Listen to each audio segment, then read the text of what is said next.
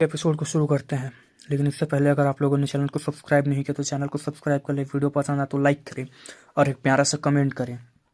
तो एपिसोड के स्टार्टिंग में अचानक आसमान से गुम्बद से कुछ गिरा और वो कोई ऑर्डिनरी चीज़ नहीं थी। वो चीज़ थी डिवाइन लाइट छोड़ रही थी। हर एरिया में ऑस्पिशियस लाइट फैल रही थी, जैसे हेवन की कोई खजाना सीधा इस दुनिया पे गिर गया हो। दूर से देखो पर वो चीज इतनी होली और पॉजिटिव लग रही थी, लेकिन जैसे ही सिंह ने उसे देखा उसका पूरा शरीर कांप गया, रोंगटे खड़े हो गए, क्योंकि ये चीज उसने पहले भी देखी थी। जब वो पहले ट्रेवल्यूशन फेस कर रहा था तब उसने दूर से देखा था, लेकिन कभी पास नहीं आई थी। और ये आज ये सीधे उसकी तरफ आ रही थी। इमॉर्टल किलिंग स्टेज ये एक दाव प्लेटफॉर्म था और उसने उसके ऊपर था एक सर काटने वाला एक्सक्यूशन ब्लेड रखा हुआ। दूर से देखने पर यह डिवाइन लगता था, लेकिन पास आते ही ऐसा लगता था जैसे मौत खुद सामने खड़ी हो। अगर इमॉर्टल किलिंग स्टेज किसी को टारगेट कर ले तो एक ही मतलब होता है, कंफर्म डेथ। बचने का कोई रास्ता ही नहीं। ये चीज उन लोगों के लिए होती है जो हेवन डिफाइन काम करते हैं। क्या तुम समझ रहे हो? किसी ने धीरे से कहा। हुआंग ने अपना खुद का रास्ता चुन लिया और इसी वजह से उसने लेजेंडरी इमॉर्टल किलिंग स्टेज को ट्रिगर कर दिया। सबके दिमाग सन्न रह गए। ये चीज सिर्फ एंशिएंट रिकॉर्ड्स में लिखी थी, लाइटनिंग ट्रेवल्यूशन से भी कई गुना ज्यादा भयानक। लाइटनिंग ट्रेवल्यूशन में फिर भी थोड़ी सी उम्मीद होती है बचने की, लेकिन इमॉर्टल किलिंग स्टेज में बचने की कोई उम्मीद नहीं होती, जरा सी भी उम्मीद नहीं। बोन स्क्रिप्चर्स में लिखा है, जैसे ही एक वो एरिना गिरेगा सीधे आफ्टर लाइफ का टिकट कटेगा। ये तो हद हो गई। काई हुसैन गाली देते हुए बोला, हेवन भी जीने नहीं दे रहा। सब समझ गए। सी हाउ ने अपना अलग सिस्टम चुना है, अपना खुद का पाथ बनाया, और इसी वजह से हेवन खुद उससे मिटाना चाहता है। चाहे सी हाउ अब जिंदा रहे या मरे, ये तय था कि उसका नाम इतिहास में जरूर लिखा जाएगा। इमॉर्टल इंसेंट एरा में भी बहुत ही कम लोग थे जो इमॉर्टल किलिंग स्टेज को बुला सके थे। यह हिस्ट्री की सबसे भयानक रेवोल्यूशन होती है। लोग साइन हाफ लेते हैं, इसमें कोई शक नहीं। हाँ में नोट करते हुए कहते हैं, जिन जैंग का दादा ठंडी आवाज में कहता है, अच्छा आज सब टेंशन खत्म हो जाएगी। लूनर जेड रैबिट रोने लगी। ये इनजस्टिस है। हेवन जानबूझकर मार रहा है। हेवनली हॉन्ड एंट ने दहाड़ लगाई और एवरलास्टिंग स्वॉर्ड को सी हाउ की तरफ फेंक दिया। सी हाउ ने उसे पकड़ा और शांत आवाज में बोला, अगर मैं वापस नहीं आया तो ये तुम्हारा हुआ। फिर उसने स्वॉर्ड कोर वापस फेंक दिया, क्योंकि वो जानता था इस बैटल में कोई एक्सटर्नल सपोर्ट काम नहीं आने वाली। ये हेवन से साथ सीधी बैटल थी। उस वक्त बहुत लोग चीख रहे थे, आवाजें दे रहे थे, लेकिन सी हाउ जैसे दुनिया से अलग हो चुका था। वो सिर्फ एक ही चीज सोच रहा था, बचने का तरीका। और तब होंग इमॉर्टल किलिंग स्टेज सीधा नीचे उतर आया, न ज्यादा दूर न ज्यादा पास, बिल्कुल परफेक्ट तरीके से इस पूरे एरिया को लॉक कर लिया। प्लेटफॉर्म छोटा था, लेकिन उसकी ऑरा पूरी दुनिया को दबा रही थी। एक डार्क रेड खून जैसी लाइट निकली, जैसे उसने पहले ही कोई सुप्रीम बींग का खून पिया हो। बैंग, एक भयानक मेटल साउंड के साथ फिर धीरे धीरे खुला ब्लेड ऊपर उठने लगा। उस आवाज ने सबकी आत्मा तक कपा दिया। एग्जीक्यूशन शुरू हो रही है, किसी ने चिल्लाकर कहा, और फिर कचैक, यानी है एक मशीन का नाम लिखा, ठीक है, जैसे मतलब पौधे नहीं काटते यार एकदम खर्र करके, वैसा ही, ठीक है, उसी का नाम है। मशीन गिरी, लेकिन सी हाउ पर नहीं। पहले एक एम्परर रेस के यूथ पकड़ा गया, एक ही झटके में सर अलग और सोल डिस्ट्रॉय। फिर एक के बाद एक सभी एम्परर रेस के लोग इमॉर्टल किलिंग स्टेज पर लाकर काट दिए गए। ये देखकर सब सन्न रह गए। और फिर सी हाउ का नंबर आया। डिवाइन चेंज जैसे लाइट ने उसके शरीर को जकड़ लिया। उसे स्टेज पर लाया गया और डार्क रेड गुलिटिन यानी कि वही यार मशीन, ठीक है, गुलिटिन चमकी। वांग जी के दादा मुस्कुराए, अब सब खत्म। गुलिटिन गिरी, खून का सुनहरी लाइट वाला खून। सब चिल्लाए, उड़ा खून, ठीक है, गोल्डन लाइट से बिखरा हुआ खून। सब चिल्लाए, हुआंग। स्टेज पर एक बेफर लाश पड़ी थी, सर अलग। सबका दिल टूट गया। इमॉर्टल किलिंग स्टेज से कौन बचता है, लोग सोचने लगे। और जिन वैंग यानी कि जिन और वैंग फैमिली के लोग अंदर ही अंदर खुश हो गए। तब और बैंग, वो लाश खड़ी हो गई। उसने अपना सर उठाया और वापस गर्दन में लगा लिया। प्योर गूस पंप मोमेंट चल रहा है भाई यहाँ तो यार। जमीन पर गिरा खून उल्टा बहते हुए वापस सर में समा गया। ये क्या है? सी हाउ जिंदा है? उसने इमॉर्टल किलिंग स्टेज सरवाइव कर लिया। पूरा बैटलफील्ड सन्न रह गया। हुआंग जिंदा था, हेवन को धोखा दे चुका था, और फिर यहीं से परफेक्ट वर्ल्ड का असली लेजेंड का नाम हुआंग शुरू होता है। हुआंग धीरे धीरे अपनी जगह से खड़ा हुआ। उसके दोनों हाथ अपने अलग हुए सर को संभाल रहे थे, जो अभी भी खून से टपक रहा था। उसने अपना ही सर वापस गर्दन पर रखा, और उसी पर एसेंस एनर्जी चारों लोकेशन में फैल गई। रंग बिरंगी डिवाइन लाइट उसके शरीर से निकलने लगी। अगले ही पल उसकी गर्दन की जख्म गायब हो गए। चेहरा जो अभी सफेद पड़ चुका था, उसमें फिर से रंग लौट आया। आंखों में दोबारा लाइफ फोर्स चमक आई। ये सब देखकर लोग सन्न रह गए, क्योंकि सब ने अपनी आंखों से सी हाउ को मरते हुए देखा था। इमॉर्टल किलिंग स्टेज पर सिर्फ शरीर नहीं काटा तो वो प्रिमोडियल स्पिरिट तक को मिटा देता है। एक बार गुलिन गिरी तो फिर कोई चांस नहीं होता। गुलिन गिर गया, ठीक है, पर वही मशीन है, मतलब चेंसो मान के चलो सीधी बात, ठीक है, मारने के लिए जो बना है। और फिर भी सी हाउ बिल्कुल ठीक था, जैसे सिर्फ शरीर कटा हो, लेकिन सोल अभी भी जिंदा हो। उसका खून जमीन से उल्टा बहने लगा। रोम के जरिए वापस उसके शरीर में समा गया। कुछ ही पलों में सी हाउ पूरी तरह रिकवर हो चुका था। लाइटनिंग से जले हुए कपड़े, घाव, टूटी हड्डियां सब ठीक होने लगी। वो फिर से लाइफ फोर्स से भर गया था। I refuse to believe it, वो चिल्लाया। वांगजी के दादा दांत पीसने लगे ये चिल्लाते हुए। उनके लिए ये सबसे बड़ा नाइटमेयर था।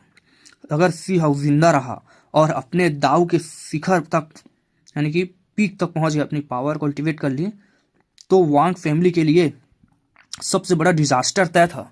भाई अगर आप लोग ना ये देख रहे हो तो स्पॉइलर एक दे देता हूँ, देख लेना। जो वांग फैमिली है ना, वही स्टोन क्लैन के पीछे ना उसका कारण है, ठीक है, स्टोन क्लैन के गायब होने का, इनिशियल वर्ल्ड बनाने का वो एक है। तो ये बहुत बड़ा स्पॉइलर है, और देख लेना। अगर ये सुन रहे हो तो बताओ मुझे, ताकि मुझे भी पता चले आप तो वीडियो को कहाँ तक देखते हैं, ठीक है। ठीक है, आगे बढ़ते हैं। जिन जैंग के दादा का चेहरा भी बर्फ जैसा ठंडा था, और जिन और वांग फैमिली पहले ही हुआंग के खिलाफ खड़ी हो चुकी थी। अब ये उनके लिए बहुत देर हो चुकी थी। हा। काओ यूसन जोर से हंस पड़ा। जिंदा है, वो सच में जिंदा है। लूनर जेड रैबिट और हेवनली हॉन्ट एंड की आंखों में भी खुशी के आंसू आ गए। उन्हें लगा था आज हुआंग की लाश उठाई जाएगी, लेकिन यहाँ तो लेजेंड जिंदा खड़ा था। पूरा बैटलफील्ड शोर से भर गया। सब लोग हैरान रह गए। ये एक चमत्कार था। 5 स्पिरिट वॉर कैरियट का मालिक की होंग भी गहरी सांस लिए बिना नहीं रह पाया। हुआंग सच में एक्स्ट्रा ऑर्डिनरी है। इमॉर्टल किलिंग स्टेज पर बचना ये पूरे एरा में भी बहुत रेयर है, उसने कहा। लॉन्ग लाइफ फैमिली के तुओगु युलाओंग ने कहा। उसने मौत को कैसे धोखा दिया, यह समझना मुश्किल है। वे फैमिली के 4 फिनिक्स भी पूरी तरह कंफ्यूज थी। इतिहास में कभी किसी ने इमॉर्टल किलिंग स्टेज सरवाइव नहीं किया था। कोई जवाब किसी के पास नहीं था। और तब सबकी नजर सी हाउ के सर के ऊपर आई। देखो, 3 ग्रेट दाव फ्लावर्स। लोग चीखने लगे। सी हाउ ने पहले भी ये अचीवमेंट की थी। 3 दाव फ्लावर्स जो 1 से 3 और 3 से ऑल लाइफ का मीनिंग दिखाते हैं। और उनमें से एक दाव फ्लावर पर एक अजीब सा फिगर था बैठा हुआ, कायोटिक एनर्जी और इमॉर्टल मिस्ट से ढका हुआ। आम लोग उसे देख भी नहीं सकते थे, पर सी हाउ जानता था वो खुद उसी जैसा था। एक साइलेंट इंडिफरेंट एग्जिस्टेंस, न बोलते न लड़ता, जैसे पास्ट और फ्यूचर के बीच बैठा हो। सी हाउ ने कभी उससे पावर नहीं ली, वो बस मौजूद था। और जब सी हाउ ने इमॉर्टल दाव स्क्रिप्चर कल्टीवेट की तो उसे समझ आया कि उसकी पहली ही की कल्टीवेशन रूथलेस थी। इसलिए उसने इमॉर्टल एनर्जी को बॉडी में फैला दिया, ऑर्गन्स, फ्लैश, बोन्स सब में। तब वो क्रिएचर गायब हो गया, लेकिन सी हाउ जानता था वो खत्म नहीं हुआ, सिर्फ छुप गया है। और आज सब कुछ फैल हो चुका था। विलो डाइटी का मेथड, सी ऑफ रिइंकार्नेशन की लाइफ पावर, सब बेकार। गुलिटिन गिरी। सी हाउ ने मन ही मन सोचा बस यही तक था, लेकिन उसी पल दाव फ्रूट एक्टिवेट हो गया। वो मिस्टीरियस क्रिएचर सी ऑफ रिइंकार्नेशन से निकलकर सीधे सी हाउ के प्रिमोडियल स्पिरिट में घुस गया और गुलिन की डार्क रेड लाइट को रोक दिया। वो क्रिएचर सी हाउ की जगह मरने लगा। सी हाउ के दिल भर गया। वो उसे बचाना चाहता था, लेकिन कुछ कर नहीं सकता था। और तब एक रिइंकार्नेशन इम्प्रिंट उड़ता हुआ आया और फिर उस क्रिएचर में समा गया। जो क्रिएचर बिखरने वाला था वो स्टेबल हो गया। सी हाउ बच गया और अब वो प्लेटफॉर्म पर खड़ा था। दाव फ्लावर्स फिर से जमा हो चुके थे। उसने अपनी दाई हाथ को देखा, एक इम्प्रिंट गायब था। पहले ही 5th थे, अब 4 बचे हैं। ये प्राइस थी इमॉर्टल किलिंग स्टेज से बचने की और उससे हराने की। और दाव फ्लावर्स पर बैठा क्रिएचर अब उसके शरीर पर एक मेटल रिंग जैसा इम्प्रिंट हो गया था, जैसे उसे बंधन में बांध दिया गया हो। रजिस्ट सप्रेस रेस्ट्रिक्ट और सप्रेस कर दिया गया हो। सी हाउ का दिल जोर से धड़का। अब उसे थोड़ा थोड़ा समझ आ रहा था रिइंकार्नेशन इम्प्रिंट का असली रोल क्या है। बैंक किलिंग स्टेज बिखर गया, लाइटनिंग में बदल गया और आसमान में गायब हो गया। ट्रिब्यूशन खत्म हो चुकी थी। ऊपर आसमान में एक ह्यूज पॉन्ड दिखा, उसे में से स्पार्किंग लिक्विड टपकने लगा। सी हाउ ने हाथ बढ़ाया और उसे पी गया। उसकी बॉडी लाइटनिंग की तरह चमक उठी। लाइटनिंग ट्रेवल्यूशन लिक्विड। लोग चिल्लाए, ये सुप्रीम फॉर्च्यून है। सी हाउ बैठ गया और लिक्विड को लगातार पीता रहा। उसका शरीर पूरी तरह रिबिल्ड हो चुका था। लूनर जेट रैबिट के मुंह से खून टपकने वाली थी। काओ यूफेंग चिल्लाया, वापस आके पार्टी मेरी मुझे देना। लेकिन दूर वांगजी के ग्रैंडफादर की आंखों में रेड लाइटनिंग साइन हुई। अभी भी जवाब नहीं आया। उसने धीरे से कहा। उसने स्लिप्स हिलाए और एक वॉइड के थ्रू भेजी गई। ठीक, क्या भेजा पता नहीं, अभी कोई नोटिस नहीं कर पाया। फिर उसने ठंडी मुस्कान के साथ कहा, हुआंग, अब मैं तुम्हारे दाव फ्रूट को बर्बाद करूंगा, इस बार बिना निशान छोड़े। यही से एक नया डिजास्टर शुरू होने वाला था। वांग फैमिली के एक्सपर्ट सी हाउ के खिलाफ पूरी तरह खड़े हो चुके थे। इसलिए अब एक ही बात क्लियर थी, वांग को जीने देना मतलब अपनी बर्बादी को इनवाइट करना। वांग फैमिली के 5 ड्रैगन्स, जो कभी सबसे ज्यादा घमंडी और पावरफुल थे, उन्हें सी हाउ की वजह से इंपीरियल पास भेज दिया गया था। और इंपीरियल पास पर जो ने का मतलब जिंदा लाश बन जाना। सी हाउ को खड़े होने देना मतलब अपनी बर्बादी खुद करना। इंपीरियल पास पर वहां से जिंदा लौटना ऑलमोस्ट इम्पॉसिबल था। इसलिए वांग फैमिली के लोगों के लिए सी हाउ की नफरत अब खून भरी दुश्मनी में बदल चुकी थी। ट्रेवल्यूशन खत्म होने के बाद सबसे पहले वांग जी के ग्रैंडफादर ने क्या किया, इंपीरियल पास के अंदर कांटेक्ट किया। सिर्फ नॉर्मल लोग नहीं बल्कि आर्काइव टाइम से जिंदा 5 ड्रैगन्स तक को मैसेज भेजा। वांग जी के ग्रैंडफादर ने अपनी स्लीव हिलाई और एक स्टोन के उनके हाथ में आ गया। जैसे ही उन्होंने उसे खोला, अंदर लिखे कुछ छोटे से कैरेक्टर्स देखकर उनके दिल की धड़कन रुक गई। उसके हाथ में कांपने लगी। हेवेंस, क्या सच में दुनिया में ऐसी चीज एग्जिस्ट करती है? उस स्टोन केस पर एक क्रिएचर था। ये कोई नॉर्मल चीज नहीं थे, ये वांग दैक ने खुद भेजी थी। वांग फैमिली का फर्स्ट ड्रैगन, एक ऐसी लेजेंडरी एग्जिस्टेंस जिसका जिक्र सिर्फ कहानियों में मिलता है। इसका ओरिजिन हेवनली ट्रेवल्यूशन से होता है। यह लाइटनिंग को खाता है और कहते हैं यह ट्रेवल्यूशन तक को निगल सकता है। इसलिए लोग मानते ही नहीं थे कि ऐसा कुछ एग्जिस्ट भी करता होगा। अब वांग जी के ग्रैंडफादर के हाथ में थी ये चीज। उनका डर कुछ ही पल में लालच और खुशी में बदल गया। कोई बात नहीं, चाहे इससे मुझे खुद को खतरा हो, लेकिन अगर हुआंग मर गया तो सब कुछ वर्थ इट है। और अगर इस लाइटनिंग स्पिरिट को सही से पाला गया तो यह वांग फैमिली का सबसे खतरनाक वेपन बन सकता है। जिन जैंग ने नोटिस किया कि वांग जी के ग्रैंडफादर के हाथ कांप रहे थे। दाऊ ब्रदर, सब ठीक है ना? उन्होंने पूछा। वांगजी के दादा झूठी हंसी के साथ हंसा और बोला, कुछ नहीं, बस सोच रहा हूँ हुआंग का फ्यूचर काफी डार्क है। उनका चेहरा पर क्रूअल स्माइल आ गई, क्योंकि उनके हाथ में जो था वो हेवनली ट्रेवल्यूशन को भी डिस्टर्ब कर सकता था, और ट्रेवल्यूशन अपनी पूरी तरह से अभी खत्म नहीं हुई थी। यही सबसे बड़ा डेंजरस मोमेंट था। ऊपर 9 हेवंस के अंदर सी हाउ पैर लेग क्रॉस करके बैठा हुआ था और उसका पूरा शरीर डिवाइन रेडियंस से चमक रहा था। लाइटनिंग ट्रेवल्यूशन लिक्विड लगातार उसके बॉडी में गिर रही थी। पुरानी स्किन उतर रही थी और नया जेड जैसी स्मूथ स्किन बालों तक रिकंस्ट्रक्ट हो रही थे।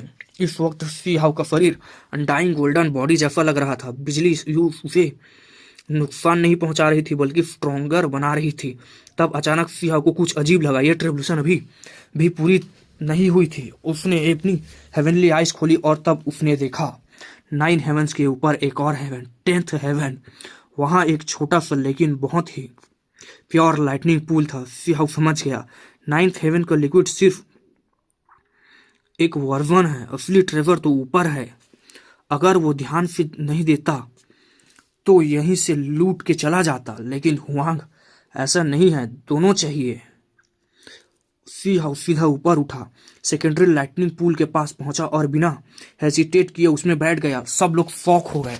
वो लिक्विड पी नहीं रहा था, वो उसे अपने बॉडी में अपनी बॉडी को वॉश कर रहा था। और तब उसके मन में एक ही सवाल आया, अगर मैं चाहूं तो अभी सेल्फ सॉवरिंग रियलम में ब्रेक थ्रू कर सकता हूं। इस उम्र में सेल्फ सॉवरिंग रियलम, ये न्यूज बाहर आई होती तो पूरा एरा हिल जाता। लेकिन सी हाउ ने सोचा, अभी नहीं, फाउंडेशन को और स्ट्रॉन्ग बनाना होगा।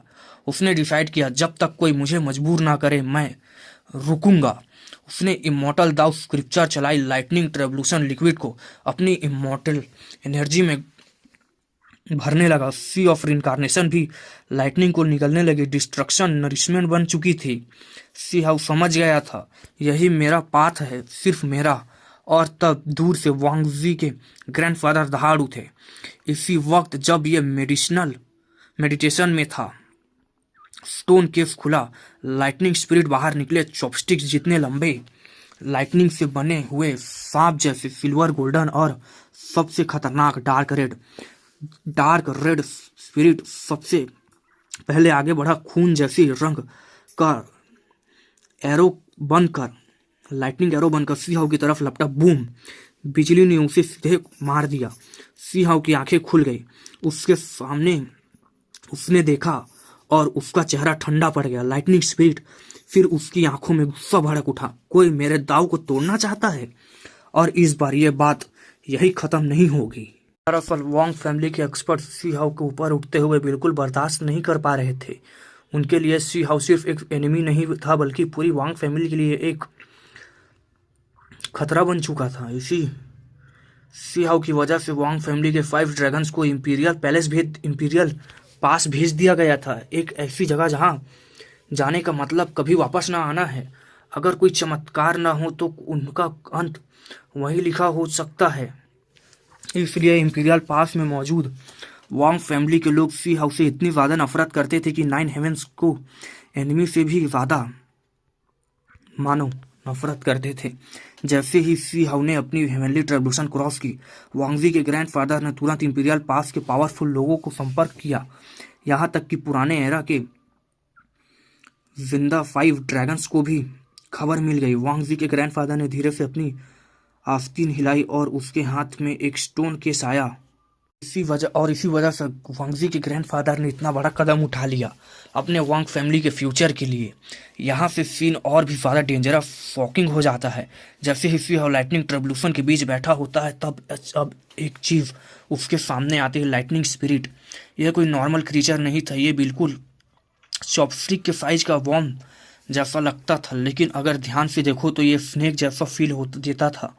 इसका कलर डार्क रेड होता है, पूरी बॉडी ऐसे लग रही थी जैसे ब्लड कलर्ड इमॉर्टल मेटल से बना हो, ठंडा, हार्ड और डेडली। सी हाउ तुरंत समझ जाता है ये नॉर्मल चीज़ नहीं है, क्योंकि अगर ये कोई नॉर्मल क्रिएचर होता तो हेवनली ट्रिब्यूशन का एक अटैक ही काफ़ी होता उसे तुरंत उड़ाने के लिए।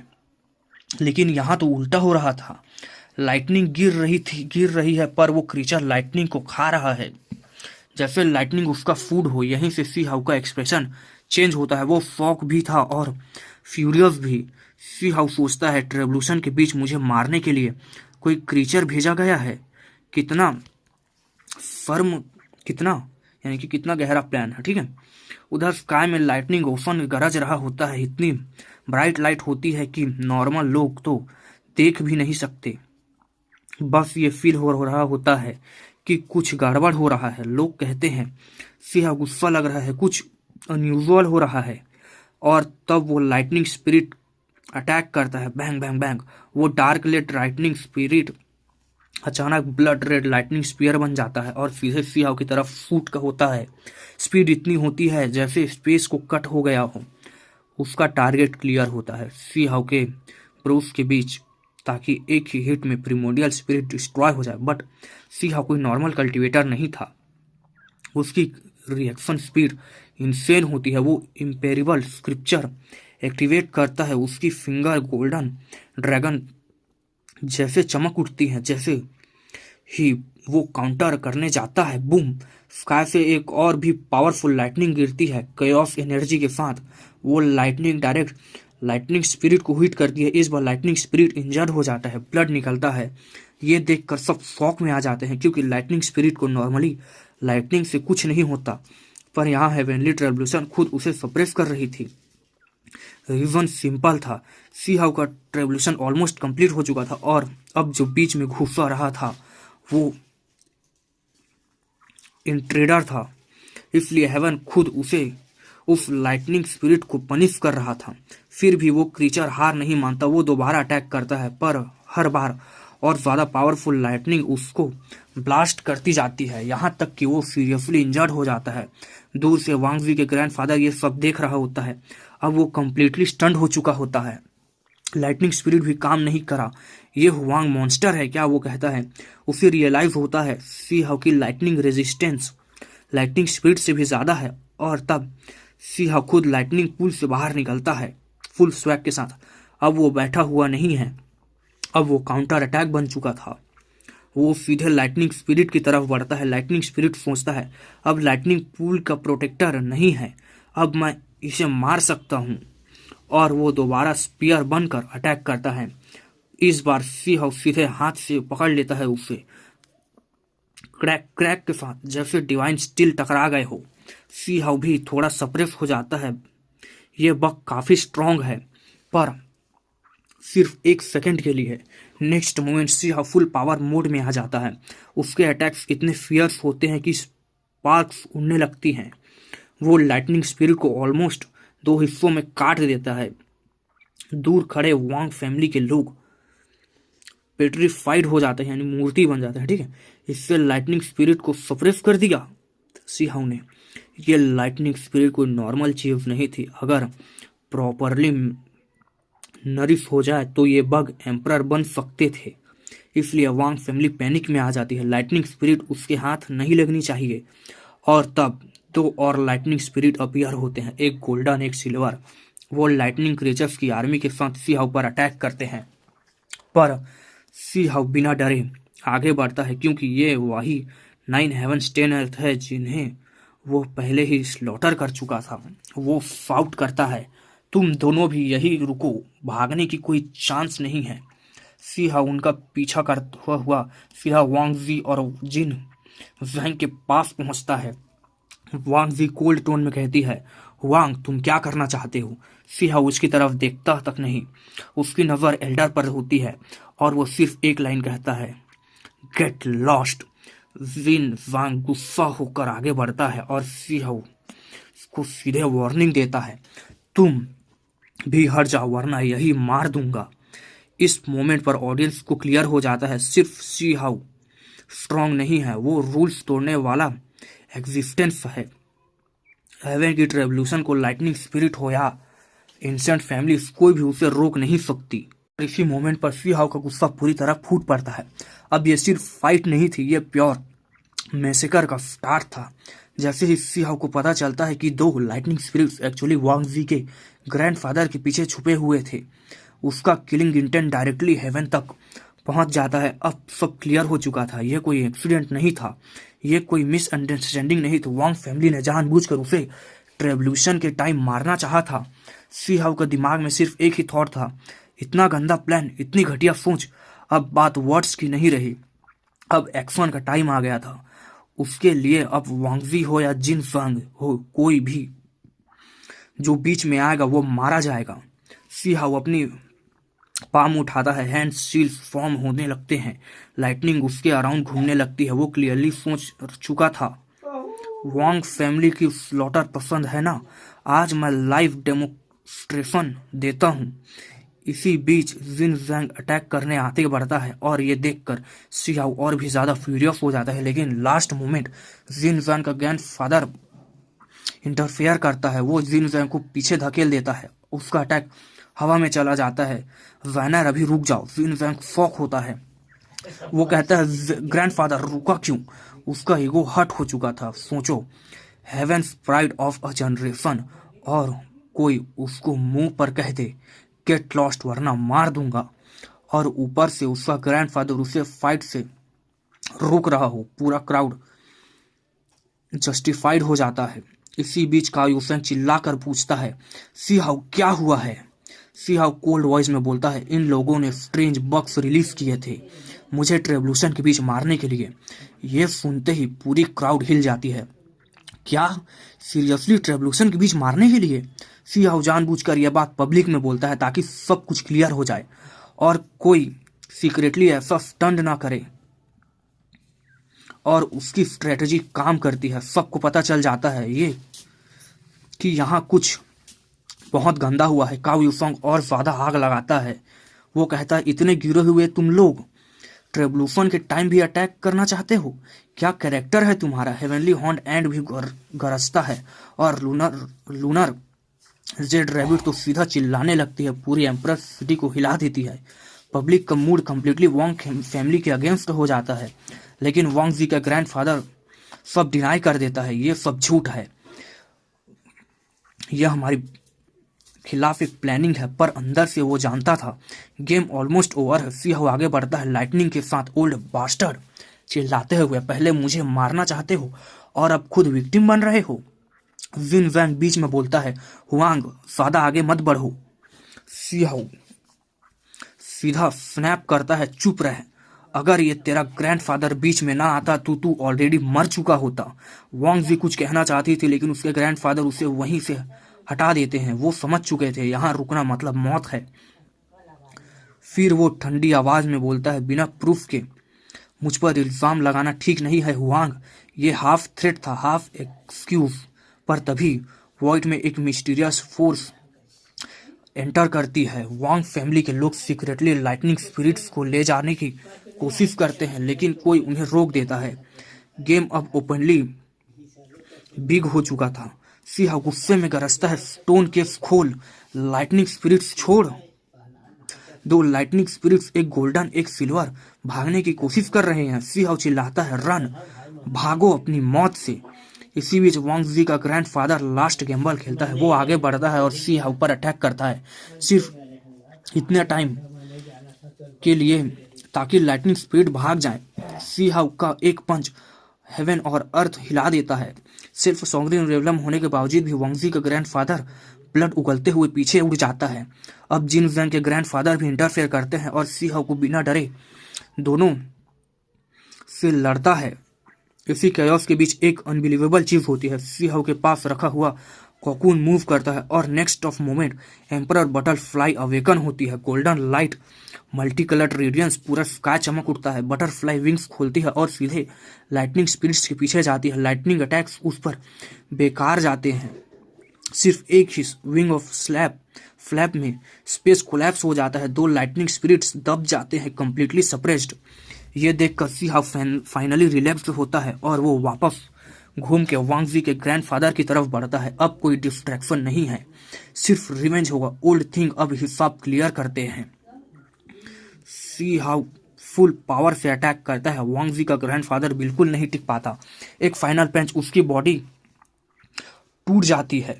सी हाउ लास्ट चांस देता है, सच बोल दे फिर शायद जिंदा छोड़ दूं। रिप्लाई आता है सपने में।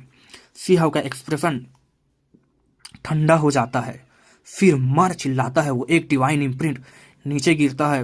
वांग जी का ग्रैंडफादर वही खत्म होता है। फिर सी हाउ जिन जैंग के ग्रैंडफादर की तरफ देखता है। तुम बात करने के मूड में भी नहीं हो। एक और पंच, सेकंड एल्डर भी मर जाता है। स्काई से ब्लड रंग से भर जाता है, ब्लडी रंग से भर जाता है। सिर्फ खड़े जिन जैंग और वांग जी शॉक में फ्रोजन हो जाते हैं। इस सीन के बाद क्लियर हो जाता है सी हाउ सिर्फ जीनियस नहीं है, वो रूल ब्रेकर है। रेवोल्यूशन के टाइम भी उसे कुछ कोई टच करे उसका एंड लिखा जो जा चुका होता है। तो गाइस यहीं पर इस वीडियो को रखते हैं और देखो यार, लाइक शेयर सब्सक्राइब करो अगर वीडियो पसंद आए तो। मिलते हैं एक नए एपिसोड के साथ, तब तक के लिए अलविदा।